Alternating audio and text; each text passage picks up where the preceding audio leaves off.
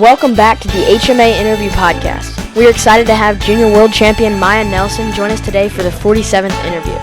Before we roll the episode, let me fill you in on the latest at HMA Wrestling. First and foremost, we are very, very close to finishing up our next merchandise order, and we'll put the gear up on our site once we get it in.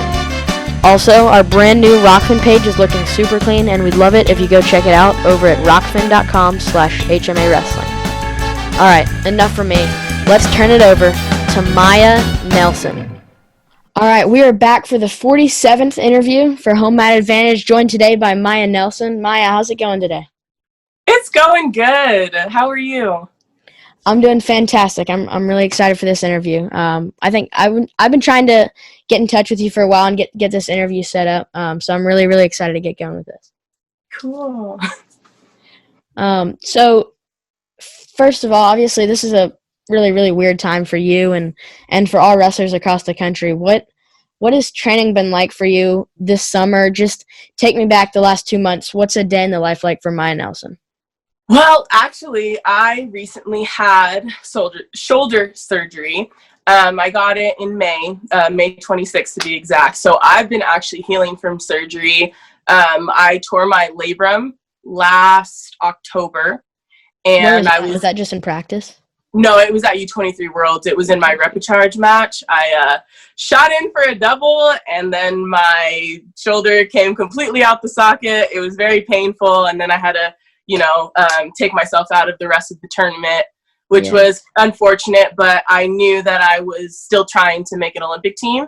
And so I talked with my trainers at the time. They're like, it's torn, but I guess we can just see how good you do. I went to nationals in December. I made it to the finals because I needed to get my bid for Olympic trials. And then I opted out of the finals just so I could have more time to get as healthy as I possibly could. And then COVID happened, and I talked to my coaches and I was like, I need this surgery. So I think I'm going to get it during this downtime.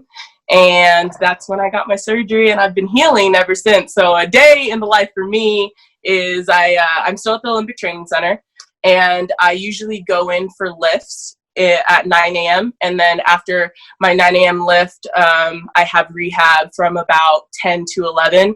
And then I'm usually free after that. So I'll go, now that I can run and stuff without my shoulder hurting, I'll go for a run or go sit outside or something like that. Yeah, well, there's really no good time for an injury, but if you had to pick a time, this is a good one. And that's what everybody's been telling me, man. Yeah, that's funny. So are you totally recovered now, or are you still in rehab? I'm still in rehab. I don't even have full range of motion back, but I am doing really good with my rehab, and I'm doing really good with getting back and being stronger, and I'm on a really good track right now, so have the best care here. So yeah, that's a good place to be a top level wrestler. But let's take it back to the beginning of your career and just where it all started. How did you get involved in the sport of wrestling? Because obviously when you started at that time, there really was not much of a call for women's wrestling, but that's grown a lot since then. But how did you get involved in the sport? I started when I was about 4 years old. My dad is a Little League coach, and he still coaches Little League here in Colorado. He has a little team in Denver, but he was a workaholic, and I wanted to be daddy's little girl. So I was like, you know what? I'm going to do all the sports that he coaches. So I asked my mom and my dad, and I was like, hey, can I wrestle? Like 3.5 years old, this little chunky little Maya asking her parents, and they were completely on board. And, I'm so grateful to have a great support system with them, because some parents are opposed to that, especially because I was growing up in a time where women or girls weren't really wrestling. So I started wrestling when I was 4, lost every single match for the first 2 years. And then I guess I finally won, and I was like, I like this feeling. So I continued to wrestle after that. Obviously, look where I'm at. So when you first started to love it, was that right away, or was it when you started to find some success? When did you first start to love the sport?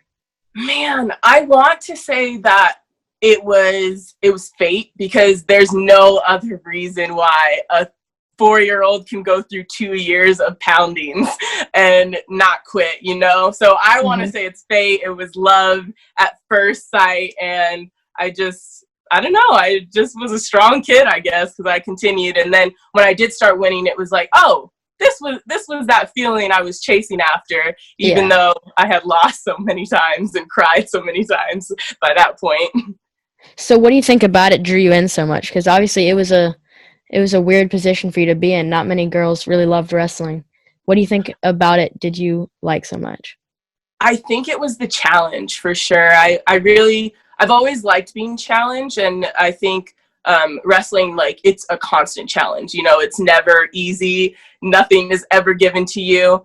So I think it was the challenge, and on top of that, I really like the hard work and like putting out that hard work and getting results back from that. And I think I was always been a little stubborn. So there were some people that didn't want me to wrestle and really did try to push me out. But in my head, I was like, I'm going to prove them wrong. Like, you can't tell me what I can and can't do. So I think all of that together really let me thrive in the sport.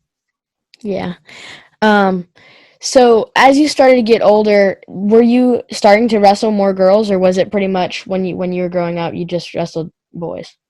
As I was getting older, I think my mom and dad, they started looking more into, you know, getting me to all girls tournaments. So my first girls tournament, I want to say it was like maybe 11 or 12. And they had this tournament in Michigan, and it was all girls. And that was the first time I had wrestled all girls. And, you know, prior to that, I had seen, because Adeline Gray is also from Colorado. So I'd seen her growing up and how much success she was having too. So that was nice to see another woman wrestle, because, you know, we all have people that we look up to, and it's always nice to see yourself in someone. And her being a woman, I was like, oh, I can do it if Adeline, you know, continuing to do it. And so my first tournament was in Michigan. And as I grew older, there were more tournaments that I could go to, because then I was going to Oklahoma. And then I finally met Erin Vandiver now. I met her through Chad Vandiver, and they kind of introduced me into USA Wrestling. And that's when I started going to Body Bar. That's what it was called at the time. And I started making teams and just gaining more success on the USA Wrestling aspect. So you mentioned Adeline. So you guys both grew up. Were you guys close to each other in like distance? We didn't live very close to each other, but we were both pretty much in Denver, so I would see her at tournaments. So like we weren't like, I couldn't just walk down the street and I'd be by her, but I saw her at very many tournaments growing up. What is she? Is she 5 or 6 years older than you? I don't know. I think so. Probably. That sounds about right. Yeah. Like 6 years older than me. So she kind of paved the way. She was like at the tournaments, but in high school division or something when you were 5th grade. Yeah. Yeah. Okay. That's pretty cool that you guys are now right at making world teams and stuff together on that level. Wrestling Final X and stuff like that. That's really cool that from the young age you guys knew each other, and then now you're at this level. That's really, really cool. For sure. And she's a good friend of mine, and it, you know, when she started making teams, she would say things like, oh my, I can't wait to be on teams together. And when I was younger, I was like, okay, like that's cool that you believe in me, but it's definitely nice to have friends like that around you, because they push you to, you know, bigger heights, and it pushes you to be better. So when you were growing up in your club, did you wrestle at your dad's Little League club, or did you wrestle at another club? No, I wrestled at my dad's Little League club, and the whole daddy's little girl thing didn't really work out, because he just worked me harder than everyone else, like, which was obviously a good thing. But, you know, I started giving up weekends a lot sooner than other little kids. Like we'd be like, he'd wake me up on Saturdays and be like, come on, we're going to the field. And then I would be doing hill sprints and stuff. But yeah, so I wrestled in it was blue nights before, but now it's just the nights. So Yeah, the Knights Wrestling Club. That's where I grew up. And did you wrestle with them all the way through your high school, all the way through? Well, so I wrestled them from 4 years old till 8th grade. And then when I got to high school, it was a cool dynamic because my high school coach was great. I love my high school coach. Like, shout out to Coach Randy. But so my dad kind of released me from being under him as an athlete, and he kind of took on the dad role again instead of the coach role. And then he let my high school coach me throughout high school. So it was a really good dynamic, and everybody was on the same page. So when you got into high school, has Colorado sanctioned women's wrestling yet? They sanctioned it. So the first state championship that was sanctioned was last year. And that so was you really just missed cool. it. Yeah, I just missed it. But at the end of the day, as long as now that they have that option, like, it's so humbling to go into that room and see so many women wrestling. And my alma mater, my high school, two girls actually won state last year. So wow, that that's was pretty really cool to see too. Yeah. So and I go back to them and I help them out sometimes. But yeah, it's so cool you wrestled in the boys' state tournament all 4 years? Not all 4 years. I made it my junior year and my senior year. And my junior year, I won a match. So both of them obviously like historical runs, but yeah, I did my senior year. I didn't do as well. Well, that's still super, super impressive. But did you, when you were training, were you training mostly with boys, and who were some of your training partners? So I pretty much only trained with boys, like from 4 years old till my senior year. I pretty much only trained with boys. The only time I got to train with the girls was when USA Wrestling had camps. I was the only girl on my team while I was in high school, which for me, like, I'm so glad I had a positive experience because my teammates, they respected me. They listened to me because I was a team captain my junior and senior year. So I had a really positive experience. And, you know, my workout partners were David Kavanaugh and this kid named Polo and Dominic Resendez. So they're really, really good friends now, and they really pushed me in the room. And I think whenever you have someone, like, when it comes to partners, like, you have to have someone that's going to throw their ego out the window, because if you're just butting heads and bullying each other the whole time, then you're not getting anything out of it. So I was very fortunate, very, very fortunate to have a great team, great partners, great coaches. Like, literally every day, I am so blessed for that opportunity, for sure. Absolutely. So I guess at the time you were wrestling all folk style, but girls wrestling has started to move a lot freestyle high school and college. When did you first get introduced to freestyle? Did you wrestle that from a young age? I got introduced probably in middle school, and I was wrestling boys in freestyle and stuff. And I remember my first freestyle match. I'm pretty sure I got thrown like 3 times because I was like doing a double, and I kept, you know, running into them, and they just body locked me and threw me over. So I had to learn not to do that, obviously. So it was definitely middle school when I got introduced, but actually practicing freestyle, that was my freshman year. That's when I actually started practicing freestyle. I had a coach. I had Chad Vandiver. If you don't know, he's a Greco wrestler, but he was my coach in this little MMA wrestling gym. It was him and Lindsay Durlocker. I don't know if you remember him. He was a great man. And so I had them to teach me freestyle and, you know, the style of Olympic wrestling. So that was, you know, I dived into that my freshman year, and I loved it. I love freestyle. It's a lot of fun. So when you were in high school, were you recruited by Cumberland's, and what was that recruiting process like for you?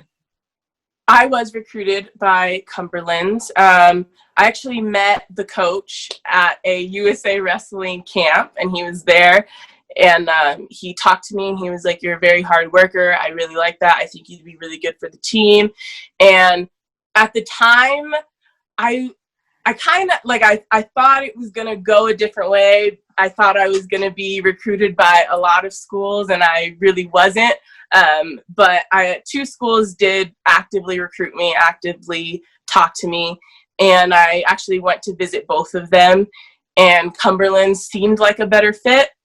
So when I went there, I was very down to business. I didn't hang out with a lot of people. It was mostly I would go to my classes. I would go to rehab or something, because I've had a lot of injuries over my career, but I would go to rehab and then I'd go straight to practice. And I was just very focused in college.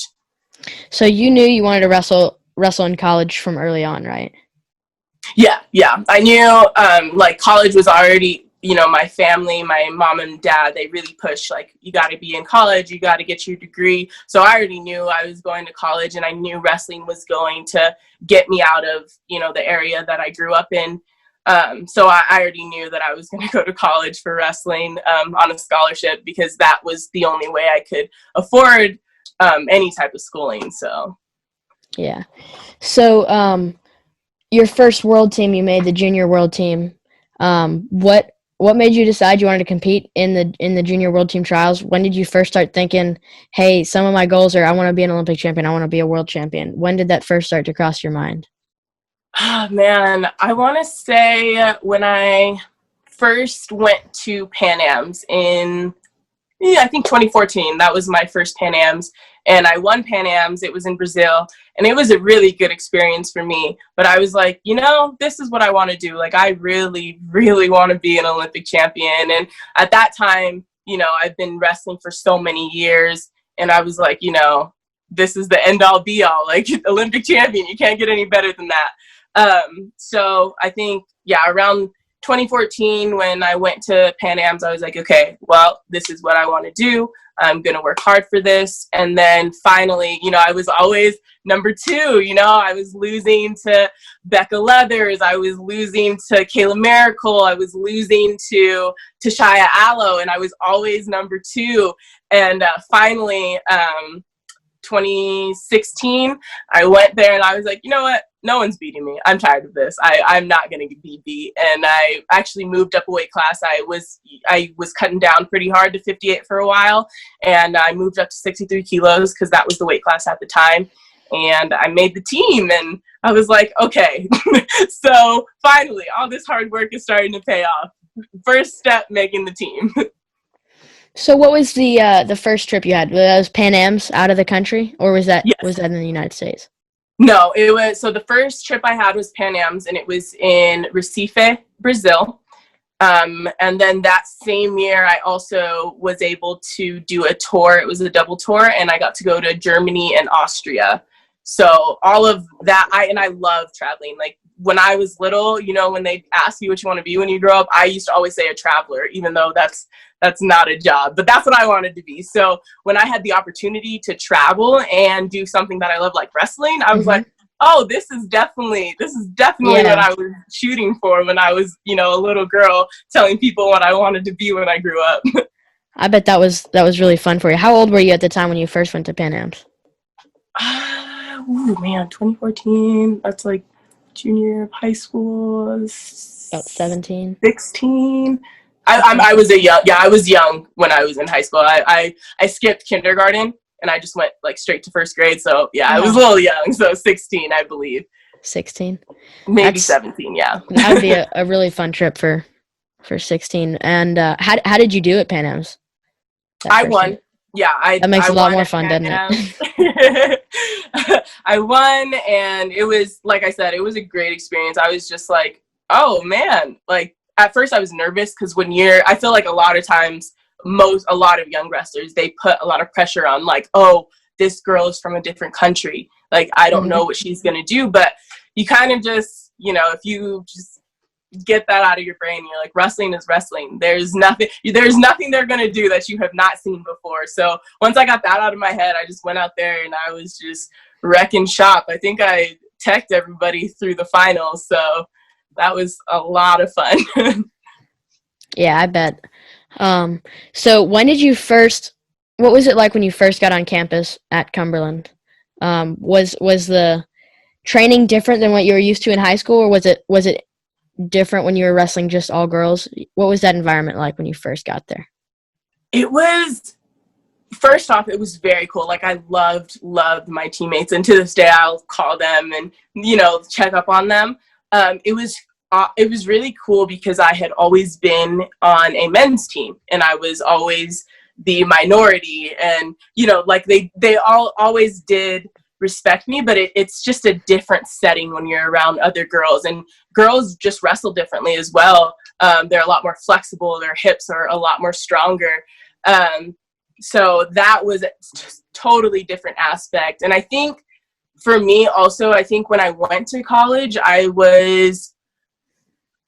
don't know if I was hoping or under the impression that everybody wants to be a champion, right? But sometimes some people just go to college for the scholarship, and so I did have to separate some of my feelings towards that, because these girls are great people, but some of them didn't want to be champions. And I think for me, I had never experienced everyone not wanting to just win, so it was definitely a different level for sure.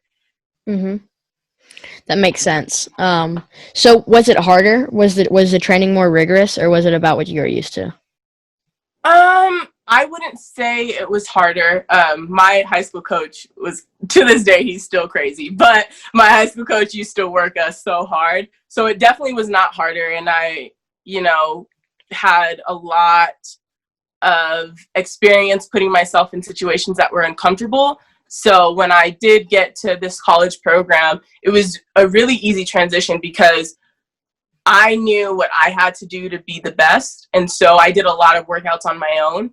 And I actually like that aspect of college, because they treat you like an adult, you get what you want out of it. If you want to be a champion, you have to put in the work. And so I was one of those people where I was putting in the work. I was doing extra work. I was making sure I got what I needed, because, and Terry Steiner really likes to say this. He's always like, nobody cares how you feel.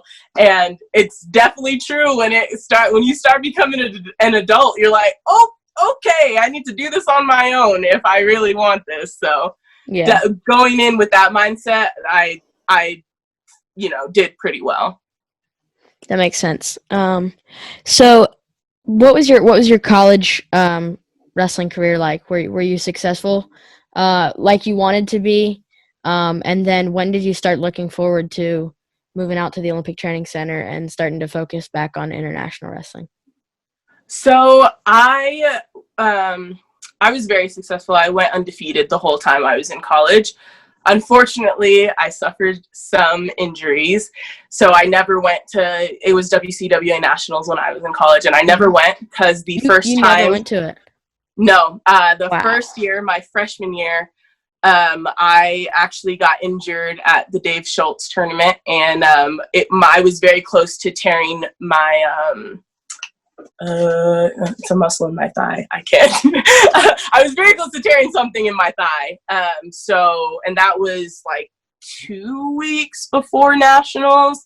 And so I did not go to nationals my freshman year. And then my sophomore year, some stuff happened and I had to leave.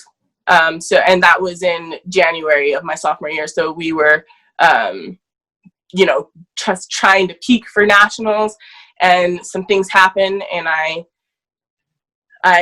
had to move. It wasn't something that I wanted to do, but I definitely needed to get out of that situation. And I moved to the Olympic Training Center in January of 2017, which, for me, I'm always like, what, everything happens for a reason. And for sure that year, that definitely happened for a reason, because that's also when I won my world championship. So yeah, well, that's really cool that you were able to battle back from that. So you've had a bunch of injuries throughout the years. Oh yeah.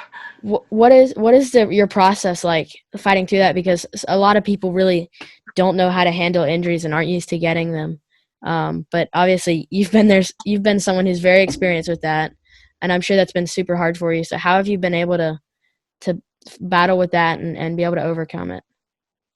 Oh man, over time I've gotten a more positive. I know it's hard to look at injuries in a positive light, but at the end of the day, if I was just going to be sad and down about it, there was just no way I was going to get out of that rut. So I definitely have had to work on my process, because, sometimes I was like sitting there just devastated and having to pull myself out of that very many times. My coaches, my family, they helped me a lot from that too, just from, getting so at such low, moments after injuries. But like I said, as I grown, it's just like, oh, it's another injury. You're going to rehab it. You're going to take some time off, and then you're going to come back even stronger. And that's exactly what I felt like for, these surgeries. But my first surgery was, I've had many injuries, but my first surgery was my right shoulder. And after that one was really hard for me. And I got my surgery in 2018, and 2018 actually became a very hard year, just personally and physically. And then having this surgery on my left side, I knew what I was getting into. I knew the pain tolerance. I knew all of that. So I definitely came into this injury a lot, more positive and being like, hey, you're okay. You're going to come back stronger. And it sounds weird, but I have had a lot, like my confidence has built a lot more, because I'm like, man, once I am healthy, it is over for all these girls. Yeah, that makes a lot of sense. But it's got to be so hard for you, just having so many setbacks with that. It's got to be really hard. Yeah, it was, like I said, it was definitely hard. It's hard to swallow every time you get an injury. You're like, okay, this happened. And for me, I do a really good job at trying to see, which I don't know if this is good in the real world, but in the wrestling world, I see things very logically. I can't, like, yes, I get down, but I'm like, logically, is this going to help me? Is me crying in my room for 2 days going to help me get better? No. So I just reroute that, and I'm like, okay, let's see what can I do to get better? What can I do to get healthier? And just being able to reroute that mindset, I think, has helped me a lot. Yeah, that's awesome.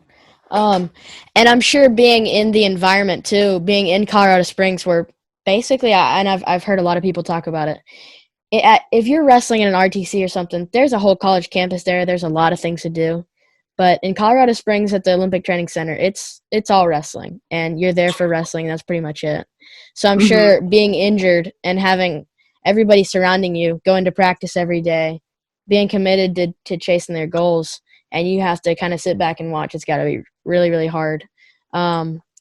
So, yeah, that's a tough place to be in. That's for sure. Yeah, it was. And like my first surgery, that was really tough, because I was younger. I was a couple years younger and not as mature, and so having to go into practice, because you still, when you're injured here, you still have to go into practice, and I would do rehab and stuff while like, and not just sit there. But it's really hard, because you start getting inside your head, and you're watching some of your competition, and you're like, oh man, they're getting better, I'm just over here injured. So it definitely is hard to watch a lot of your opponents just continue to get better. But again, I started rerouting my thinking, because I'm like, me just being angry or being sad that I can't be on the mat is not going to help me. So I just rearrange it. I'm like, you know what? That's their process, and this is my process, and I'm going to be okay, and I'm going to get healthy, and then it's over for all of them. And I'm sure you too, like you on the side, were still able to get better in other ways, improve your mentality, technique stuff. I'm sure you had, like you said, your own process to get better through that. Did you do much like technique, journaling, stuff like that? Did you do much mentality work while you were rehabbing?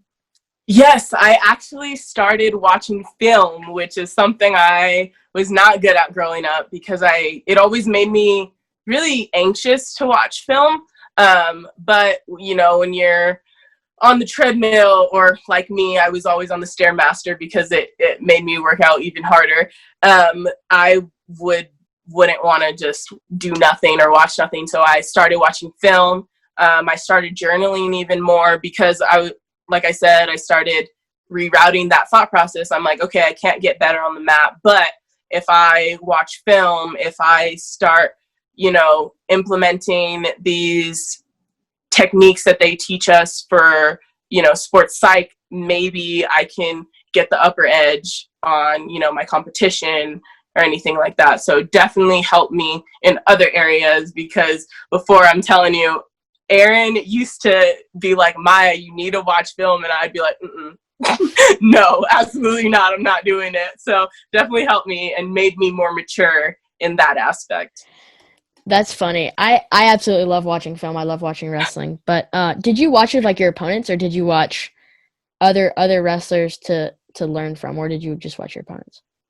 I started with my opponents, and then I'm still growing in this. So I started watching my opponents, and then I would watch, other people. Like sometimes, like even now, I'll watch Adeline. Some days I'll watch Vicky. Some days I'll watch Tamara. Some days I'll watch Jakara. And just, picking apart their matches as well, because they do a lot of great things that I would like to do.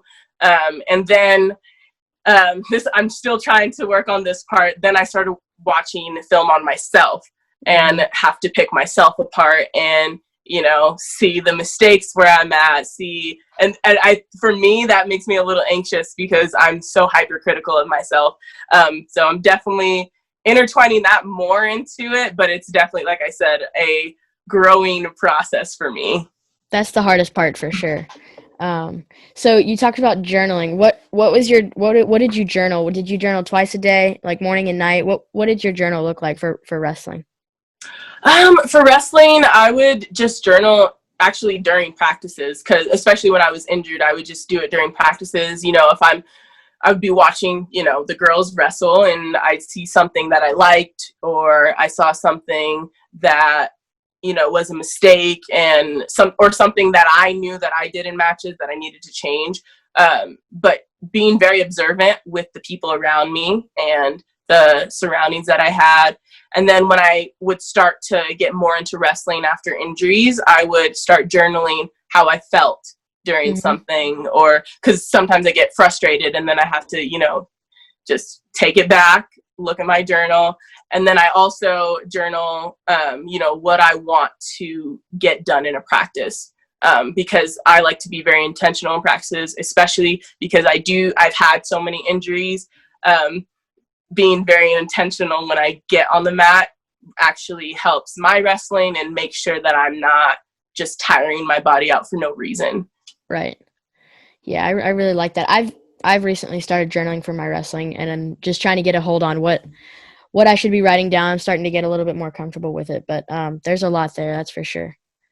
Yeah, and it's definitely different for everyone, because I know there's some of my notes that probably no one would be able to understand, but if I can understand it, that's all that matters. Right. And it's like, little things, where I put my hand, where I put my leg. Like sometimes I'll draw a little picture, and I'm not a great artist, so people will definitely not understand some of my notes, but I understand it. So, and that's all that matters.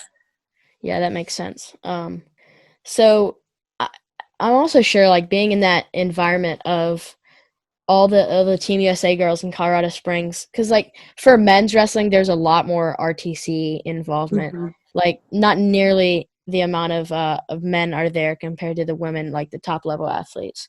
So what is the, I guess, the aspect there, the family aspect, and just the environment in Colorado Springs at the OTC, like for the women's wrestlers there? Man, I love my teammates up here, but when we're in the wrestling room, we push each other hard. Like you probably wouldn't even know that we're friends while we're wrestling, because we really try to beat each other up. So, and that's what the type of energy you want in a room, right? And we definitely all feed off of that. But outside the wrestling room, like, Jakara is my best friend. Tamara, good friend. Sarah, she's a good friend. Adeline, good friend. Aaron Golston, one of my best friends. Like, so we're really friendly outside of the wrestling room, but when we're in the wrestling room, we just, leave all our feelings at the door, because once we step in there, we're trying to be the best in the world. Right. For sure. So when you're, how many workouts a day, like on a normal basis, what does a week look like at the OTC? So on a normal basis, our scheduled practices, we have 2-a-days every day except for Wednesday. Wednesday, usually we only have one practice. And then the weekends are kind of on our own, where it's like you're expected to do something, because as a high level athlete, you should want to get better at every time of the day. But so usually like Saturdays, they'll schedule like a run or something to get outside, and then Sunday we'll have off, if you're that type of person who wants off. I know for me, I usually would wake up at 6 a.m.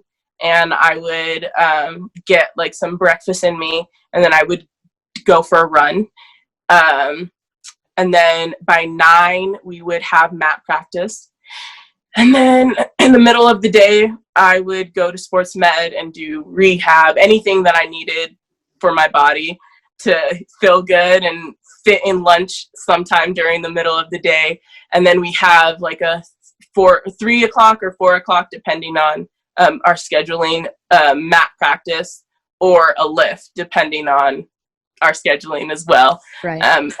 And then a lot of us would like sauna and stuff, just to feel good at the end, because you got to stretch and make sure your bones aren't all curdled after you're done working out for all that day. But that's like a normal day in the life of Maya.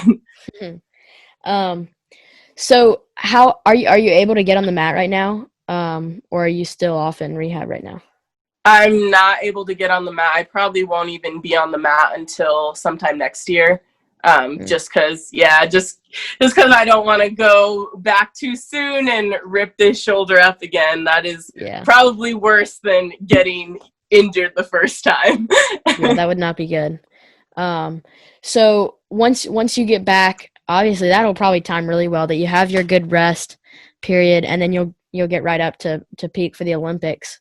What are some of your goals for the future? How long do you plan to stay in wrestling, and then what are your plans after? You want to coach, get into MMA maybe? What are your plans?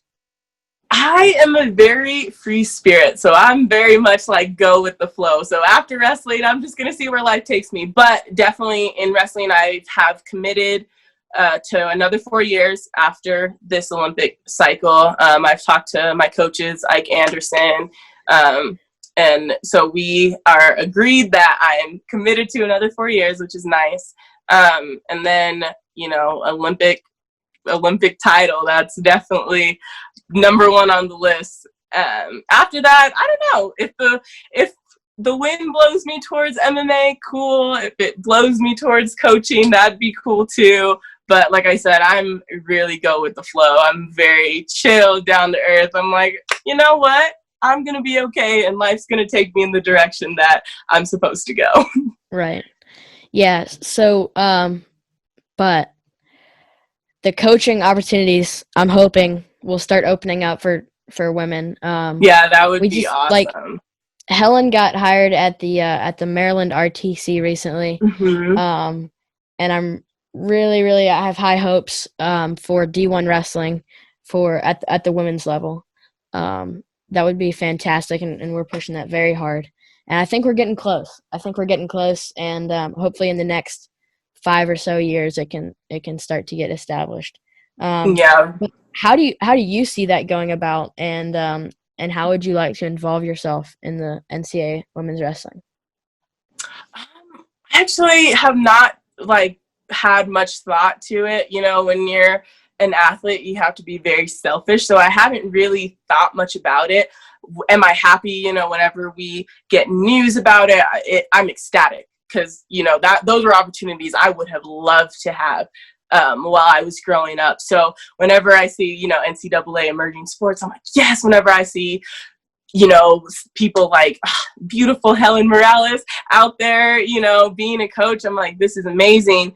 And I can't wait to see more of my friends go into that and being able to, coach these girls and be role models and be able to mentor these girls. Actually, mentoring is something that I'm very big on, just because I didn't have a lot of that growing up, especially when it came to other women wrestlers, because, you know, we're very spread out, so you can't just see them all the time. But, you know, if I were to be involved into any of that, it's definitely like a mentorship program, because there's a lot of these girls that are the first in their families to go to college. They're the first, you know, girls in their high school to be able to wrestle against the boys, or, you know, there's a lot of firsts. So to be able to mentor them and get them through that would be amazing. Absolutely. Yeah, that's fantastic. And I'm really, really excited for the future of women's wrestling. I mean, it's growing really fast, and hopefully we can keep it growing. I know, I'm super excited, and it keeps growing. That's the biggest thing and the most exciting thing to see. It just keeps growing, and our competition is getting a lot higher and a lot harder, and I love it. And people are starting to realize that it's a growing sport too, and people are starting to watch it more and more.